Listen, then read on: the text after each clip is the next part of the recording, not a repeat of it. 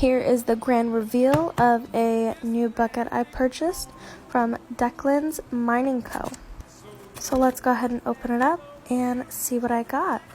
So I purchased their standard bucket along with a couple add-ons. Here's just a paper with some information and then a little tiny field notes thing, which is so cute and adorable. Here is the bucket, which is a very nice bucket that I could use for other things, which is really nice. That's how big it was. I had the hardest time opening this. I don't know if it was just mine or what, but it was hard. It hurt my fingers. Follow me to see what I get.